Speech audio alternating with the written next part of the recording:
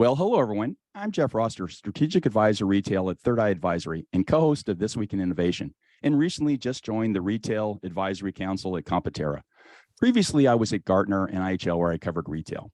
Today, we're going to have a very lively discussion on the future of pricing. Let me start by talking about the most important challenge retailers have facing them in 2023.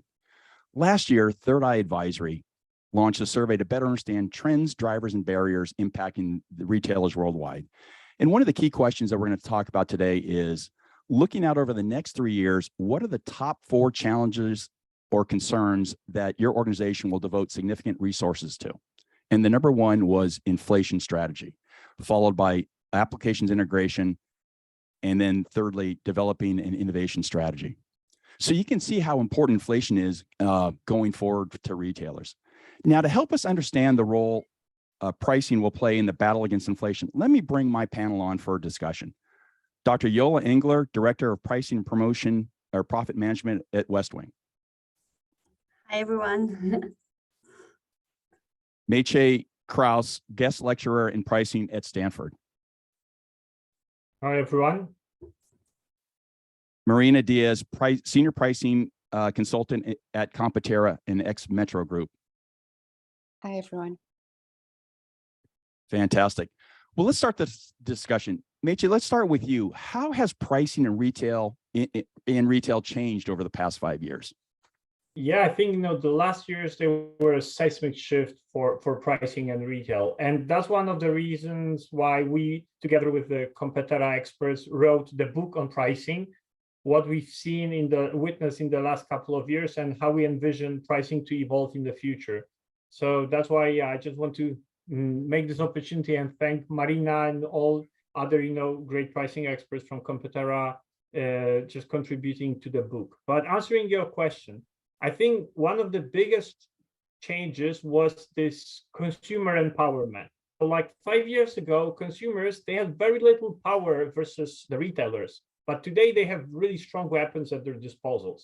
So reviews, rankings would be ones that I would mention, but also the other one that's really very much related to pricing is price transparency. These days, you can just Google or check any price online and really get reference prices for any product that you purchase. So that'd be one really dramatic shift. The other one is obviously e-commerce. So the continuous growth of e-commerce, and then for the retailers, how to integrate their e-commerce business into their old, legacy brick and mortar. That would be the second one I would mention.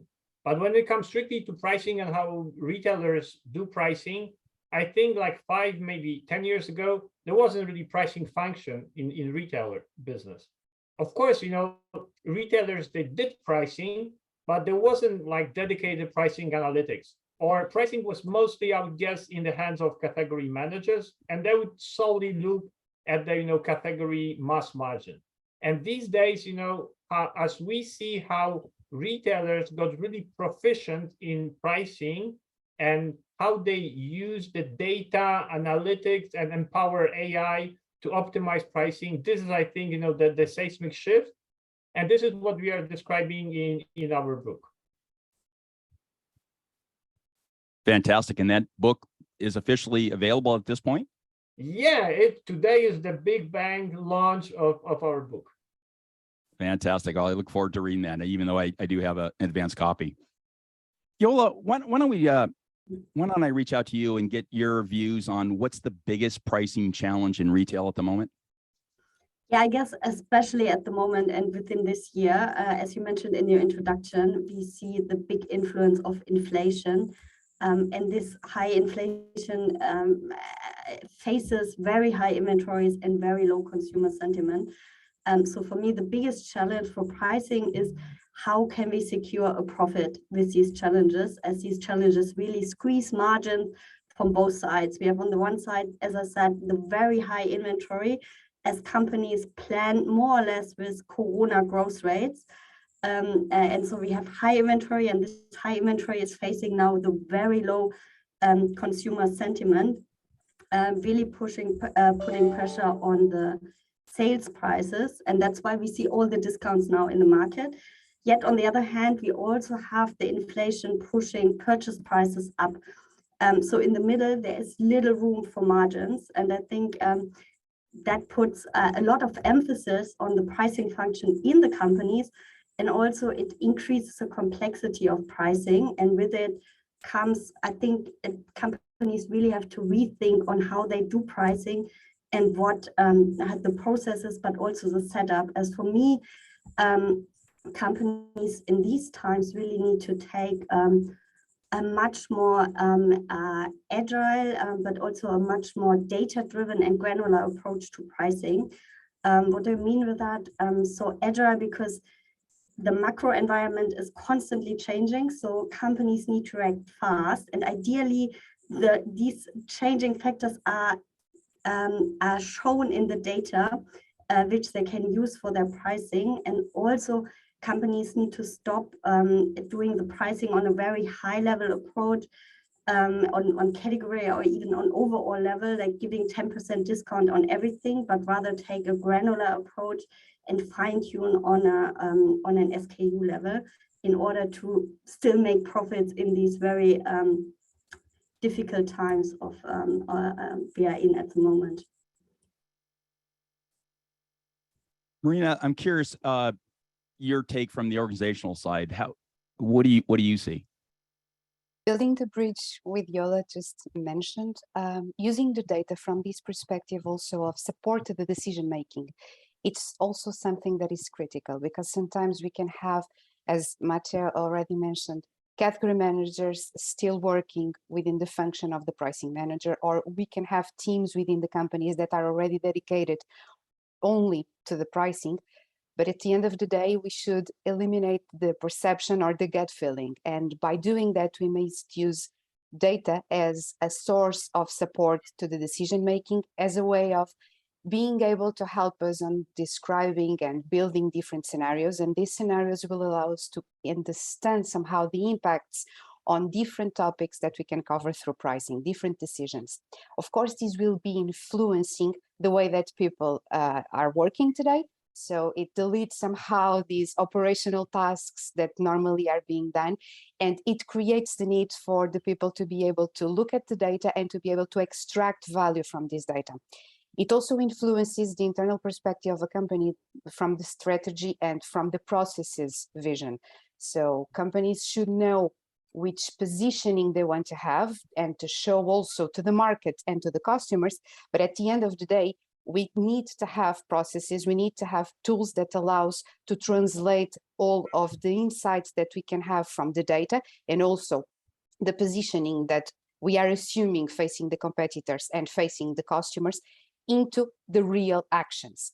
And by doing that, and when we look inside an organization, of course, we can isolate pricing, but pricing will not work as a single garden. I would say that for now, we should take the pricing area to work within the other areas, and I may say CRM, stock management, marketing, also operations, they all should work as an ecosystem. And data can be the bridge between these different areas, so then everyone can work within the data, within a granular vision as well, but also at the end of the day to be able to extract value and to build decisions that they already know which will be the consequences of these decisions, because all the modeling and all the pre-work already supported the definition of the scenarios and the scenarios that they choose to be able to set the prices. You know, I'm curious, do we have a sense at how many price changes are going to happen now as we really begin to move into a very serious inflationary cycle? I know in the old days, I don't know that was as big an issue, at least as an analyst covering the space. I didn't see that as necessarily something that was ever present. But I mean, I'm just looking at the price of eggs here in the US and they're going up on a daily basis. How are retailers going to manage this kind of, I don't know, I don't even know what the right term is. I mean, this constant change in pricing, how do you have a sense how much more pricing is going to increase, or how do they manage that process? I think we in e-commerce have it much easier because we don't have fixed price tags, and basically are used to changing prices on a very frequent level anyhow.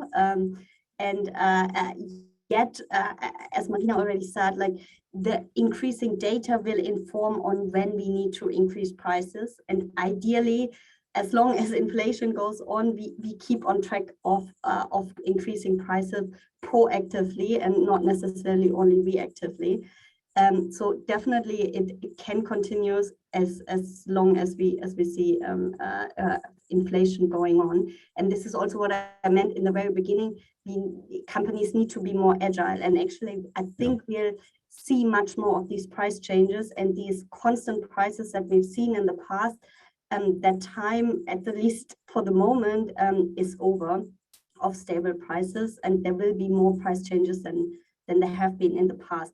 Yet having that said, I think in e-commerce, people are quite used to constant price changes. We know it from Amazon, but also Zalando or the big e-commerce players, where you constantly have adjustments. Yeah.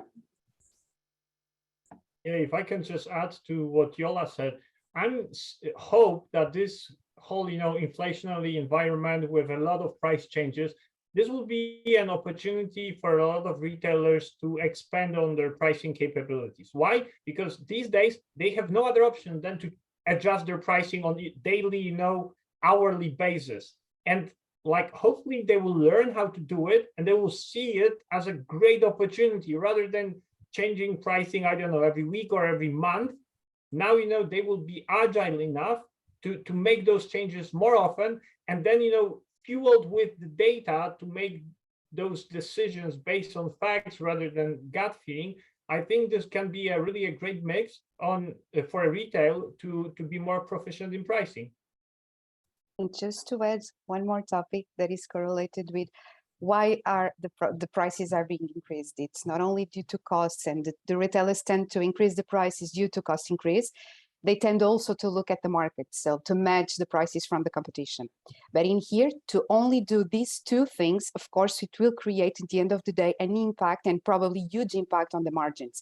So the smartest things that we can do at this moment is to start to create the ability to gather all the data, to be able to play with statistics and understand that not all the products are the same, not all the consumers are the same. So having in mind things like product elasticity and ability to monitor price perception, it will be critical. It's not only to be able to increase or decrease the prices, to match costs, to match margin markups, and to match competitors, but also to think a little bit more. So understand even if the competitors are relevant or not for our business. These type of exercises are critical to be started by today, I would assume, by the companies, and to delete this effect of being operational and trying to change prices immediately, but think first, why are we changing, and what are and can be the results of this, to be able to play amongst the assortment that you have, and at the end of the day, against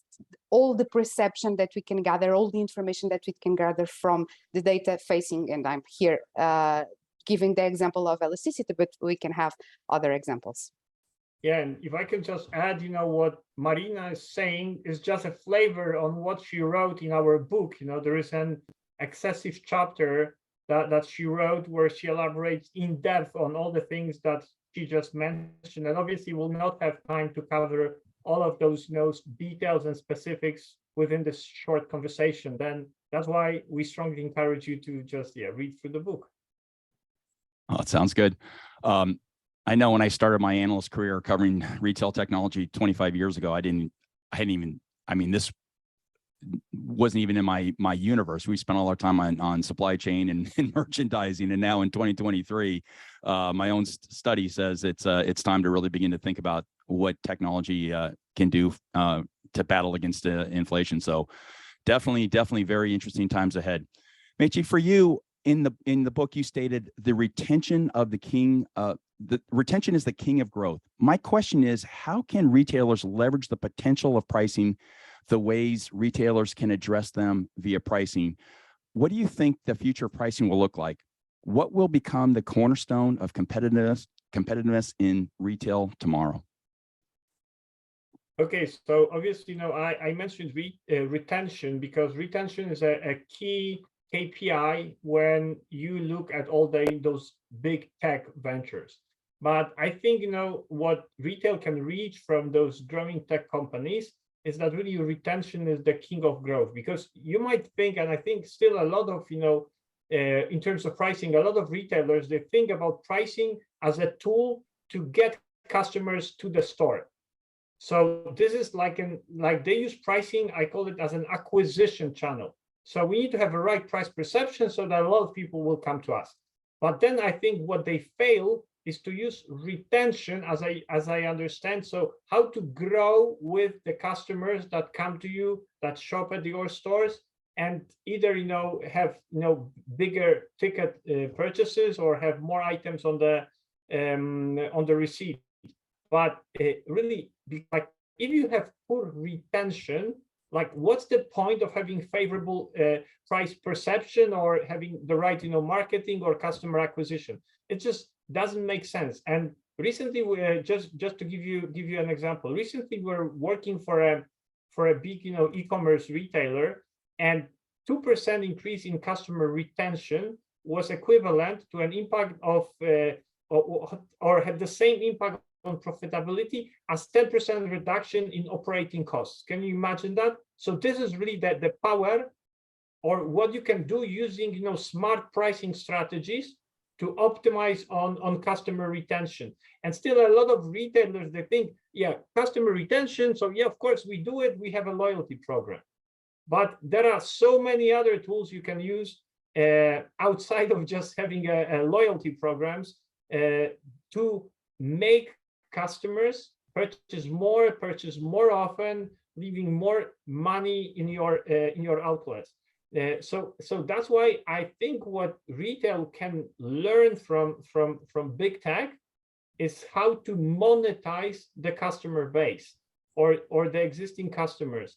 And I think, again, this is where data and technology comes in place, because like smart pricing strategies using the right technology and the right data allows you to cut, slice, and dice your customer base to understand, what is the role of individual products, which are your key value items, and so on and so forth. So again, I think, Marina, she's a foremost expert on those things, so probably she will elaborate more.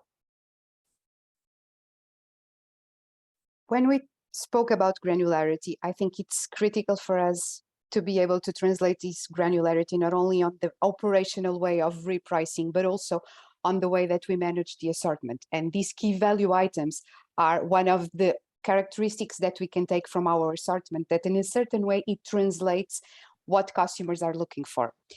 And what retailers tend to do normally is to look and to select these articles that should be repriced against the market and with the best price that everyone has. It's to select these articles by looking at the top sellers and the highest revenue share that they have. But at the end of the day, this does not translate what customers are looking for, because with online, we easily can see that probably the articles that have more clicks are not the ones directly that has higher conversion rates.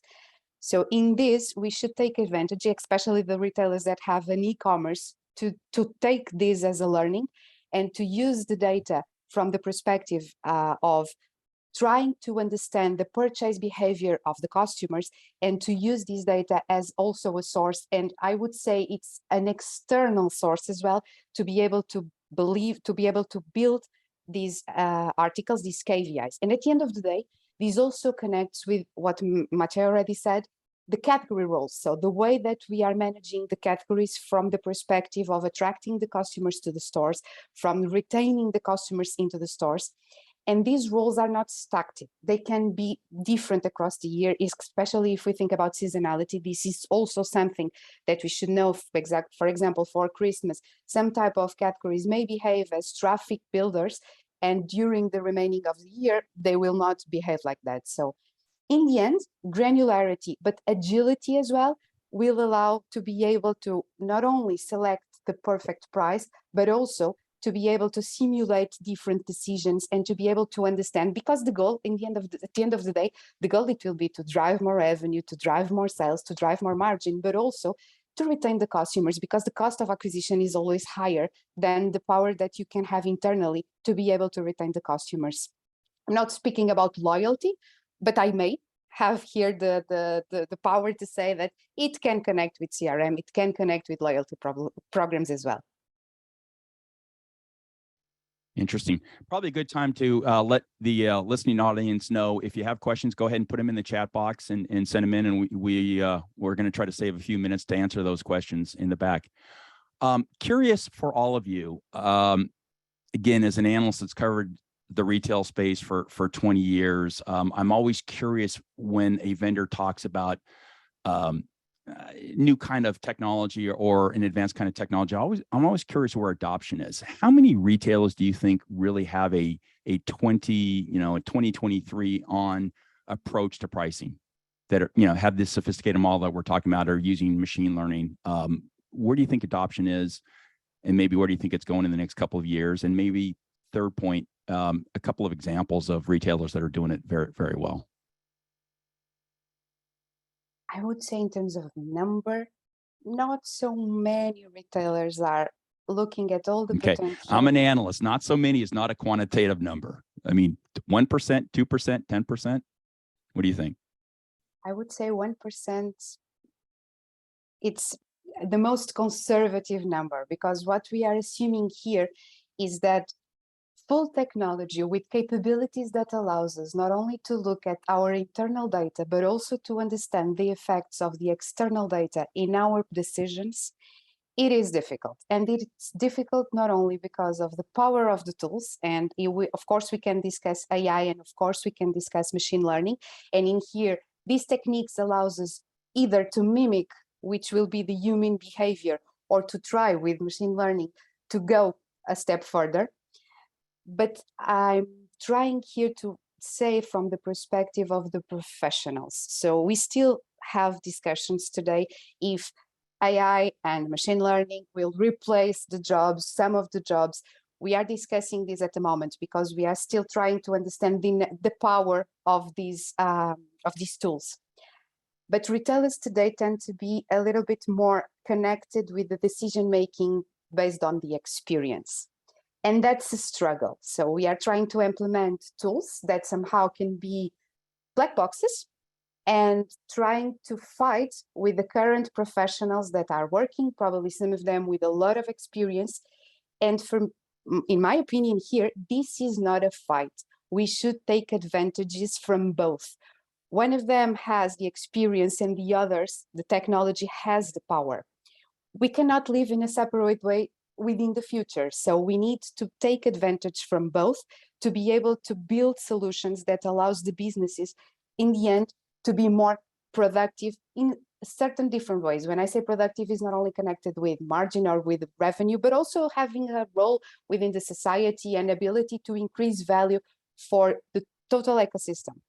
When we think about machines and when we think about tools, of course, we are discussing here one thing that is difficult to do manually. That is ability to have huge amount of data regarding the historical perspective, ability to run statistics from it, but also we need people to be able to look into all of this complexity, all of these exercises that we are able to do it with software and translate it into, I will not say actions, but into value from the perspective of explanation. And with tools, we should not be building black boxes. We are building things that enables us to create more value and to have more information about the decisions that we are doing. So in the end, I think that from this perspective, we should not look at the tools and all of the new technologies that we have to fight against the jobs that currently have the power to be and to have the decision on prices. And here I may refer, for example, on the category managers who has the control on the negotiations, and normally they tend to have the power as well to be able to build the prices, but take advantage of the machines to be able to help us to understand how the customers are changing their perspectives. If we think about, for example, social media, new trends on social media, this is something that we don't know really the impact. And sometimes it's a trend, it lasts for 1 month, but we don't know if we should buy this product to be able to sell to the customers or not. And we can do, having access to data, we can do different exercises to that, and we can measure the impact. So it's not only to build a perfect pricing suggestion, but also to be able to look at different factors and the external factors. For example, if it is raining, if it is a sunny day, what is the impact on our sales? What is the impact on the prices that we will gonna have in our stores, in our e-commerce? Sorry, I'm just answering in a two. No, I love it. I mean, as an analyst, I love hearing that. But I just want to say that this is not a fight. We should work together. Sounds good. I think maybe what I see in the e-commerce retail sector, it's maybe a slightly more positive attitude towards automated and AI-based pricing, even though I agree they're still in the very baby steps or in the early beginnings. However, in e-commerce retailers, we see they often have a huge assortment and they cannot handle it manually anymore, and they cannot digest all the data they would like to take into account into the pricing decision. So I think there you see a lot of curiosity also into the AI ML-based pricing, but the most important part for them is the transition to an automated, maybe rule-based pricing solution. And they're very open because nobody can handle currently the amount of data or the amount of assortment to price manually anymore. So they are at the stage where they're really hoping for machines to assist them. And this is what Marina is saying, right? They were rather an assistance tool in the beginning, and it will, I think category managers or pricing managers will work hand in hand, putting kind of the business knowledge, the industry knowledge into the machines and learning together or improving together the solution. But I think in the e-commerce sector, we are maybe already a slight step ahead. And I think I see lots of openness towards these approaches and a real need in order to implement it. Wow, fascinating. Maciej, I'll let you close us out with the last question before we go to questions. And there's some really, really good ones. Play the analyst role. What do you expect the next 5 years to look like in pricing? Well, I really hope that the adoption of technology and those AI machine learning tools will accelerate. And what I'm seeing, like, it's really interesting what had happened after this whole, ChatGPT thing. I remember back a year ago, there was a lot of retailers, they had a problem with this leap of faith. They kind of understand that AI can help with pricing and everything. They understand mentally, but they will not take the leap of faith saying, okay, let's do it, let's try it. Whereas these days, like, everyone is open.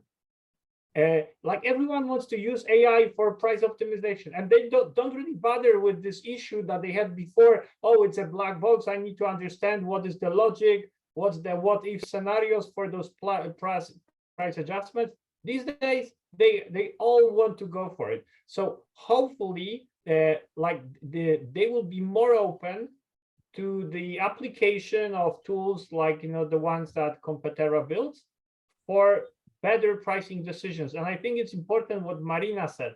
It's not that those tools will replace pricing teams or they will replace pricing category managers, and they will be just, they will have to search for a new job. They will support the decision process.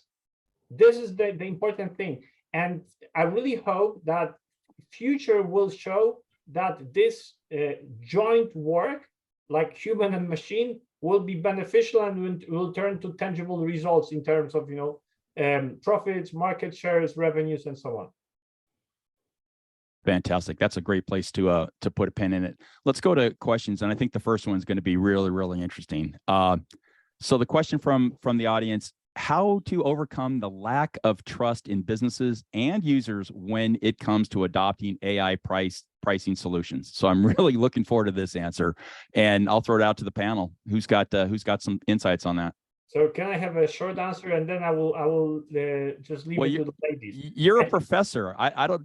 Can a professor have a short answer? I don't know.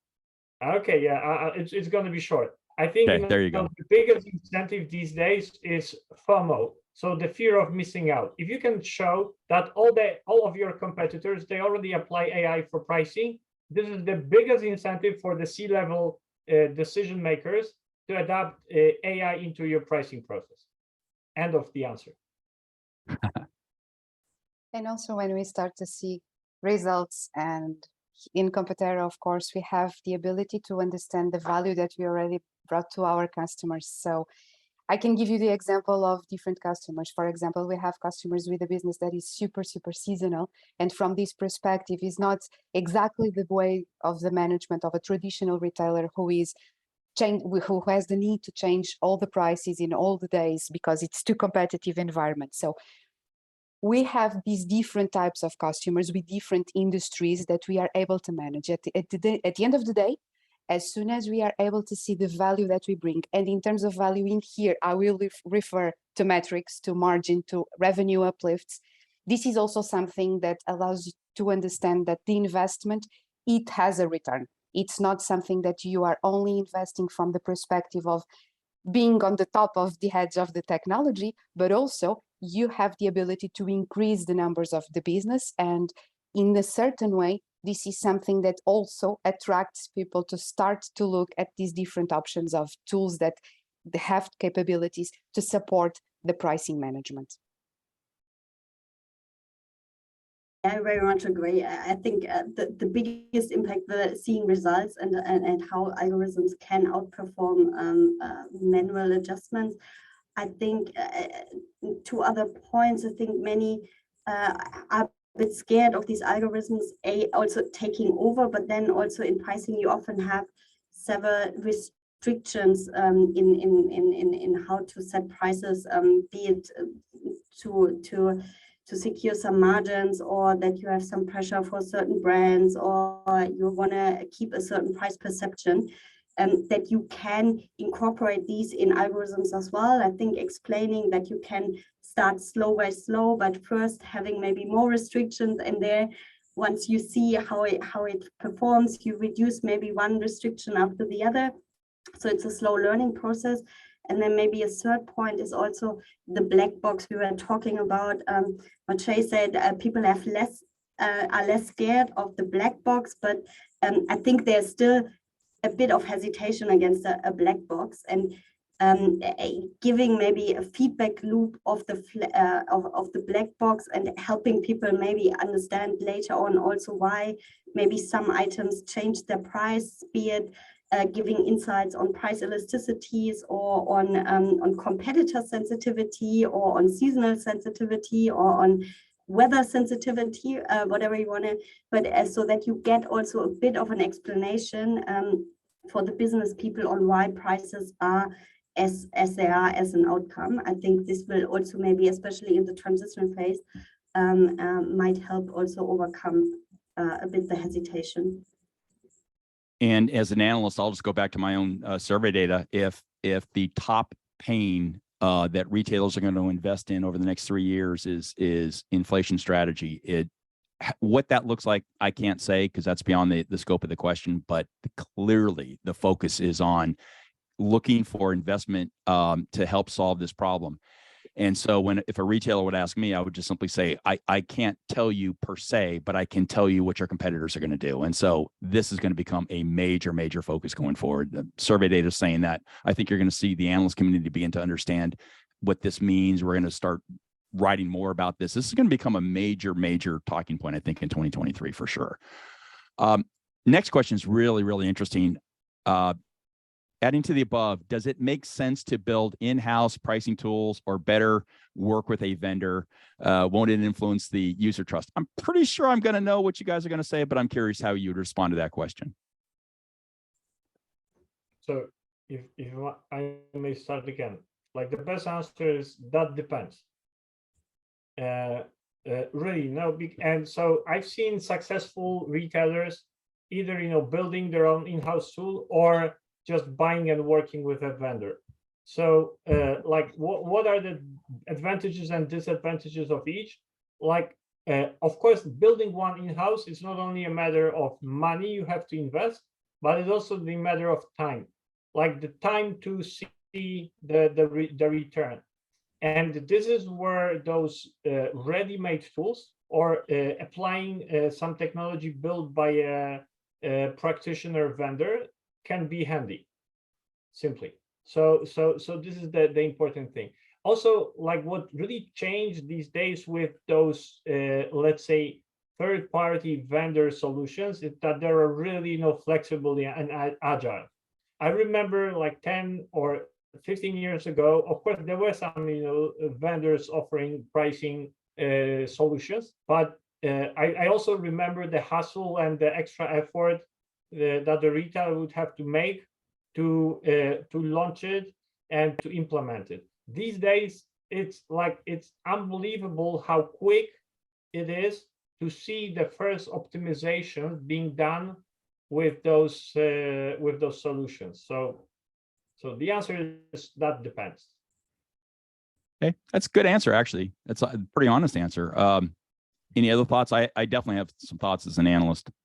I just wanted to add, because I've done both in my life, so build an internal tool and then buying, and now right now I'm working with inside the tool. From experience, and here sharing a little bit, it has to do also not only with the pricing maturity that the retailer may have, and of course, if this maturity is not good enough, sometimes working with the vendor, it allows not only for the building the tool, but also to work with consultants to be able to think about the pricing strategy. So it will be both services in here, I'm assuming, not only to buy something that allows us to be able to automatically generate price recommendations. And in here, it's of course a huge help from the perspective of operationality, but also if you have opportunity to work with the consultancy from the company that you are buying the tool, it also helps to be able to start and to grow together. From the in-house developments, it's good from the perspective of maturity. Retailers that has a low maturity, they are starting to read probably some papers and trying to understand the reality of the pricing.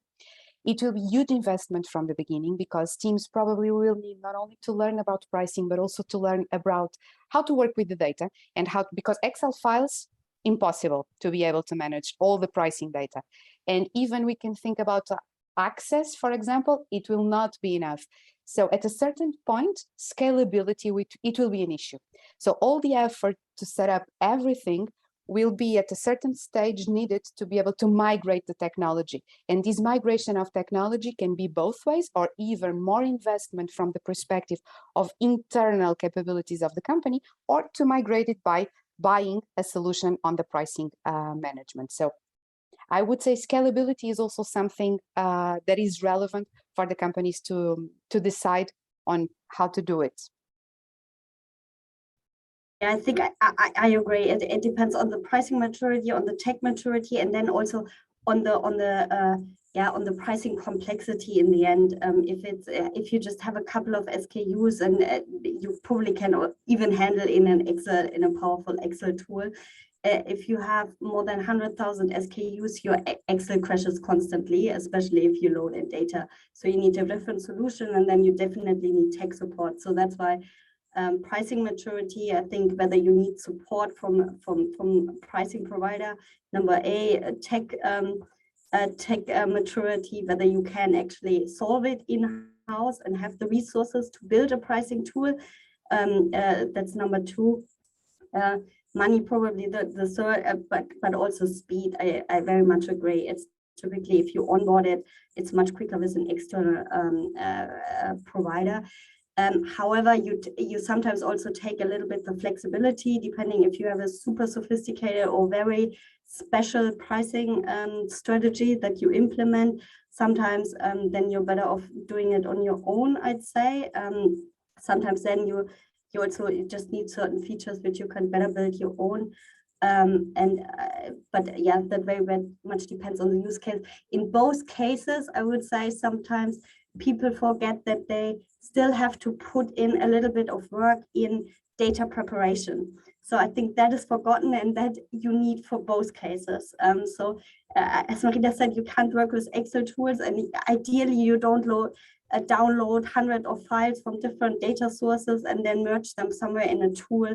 Ideally, you also spend a bit of time in data preparation and making sure the inbound and outbound data flows are automated or somehow streamlined. Otherwise, your tool can only help you so much.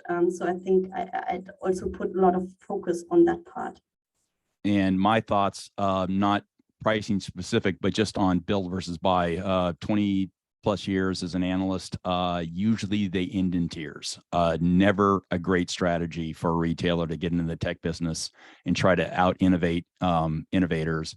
And you end up with an awful lot of mess at the end. And in this case, my advice would be, given that inflation strategy is a number one pain point that retailers are going to be investing in, I'd think long and hard before I'd want to own such an important and key strategy going forward. Does not sound like a great strategy from my perspective. Hey, the last question, I think we'll end it up on this. I think it's a really, really good one. Can the panel comment on the differences / similarities of pricing strategies between apparel and grocery? What are the customer expectations around each?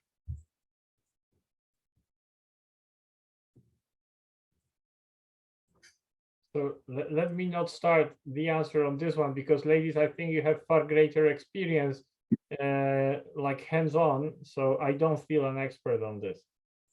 I think it might differ because fashion is very seasonal for quite a lot of assortment, while groceries is more a constant assortment and also a different type of product, as you kind of are a frequent buyer of the same product over and over again, while fashion, you don't necessarily need it, and then you buy something different all the time. It's seasonal, so changing prices are not that much take or noticed. Well, if you basically know the price of milk, right? You know it today, and you notice when it increases, while the t-shirt of this season is different to the t-shirt from next season, so you don't even notice that much of a price difference. So I think people are way more cautious, or know the prices way more on at least the key value items in grocery stores than they know in fashion brands.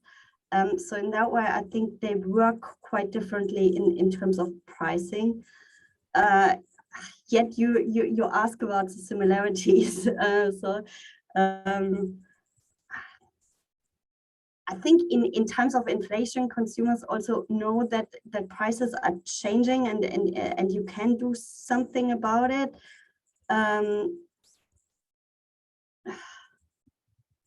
But I'm not sure if there are so many similarities, to be honest. The only one that I'm able to find, it's not direct, but it's especially for the ultra fresh and the fresh fruit, the food on the groceries, has to do with the management of the sell-through due to the due dates. So in here, of course, the sell-throughs should be something that should incorporate the pricing strategy, because of course we don't want to have, we cannot have the grocery shops selling selling articles that are close to the due date, and it does not allow the retailer also to have the power to be able to buy new products. From the perspective of the apparel, this is connected with the minimization of the markdowns. So as soon as we have a collection, we can try our best to be able to price it accordingly. So to have the perfect price at the beginning, and to maximize the sell-through, so that we don't get to the end of the season and have a lot of stock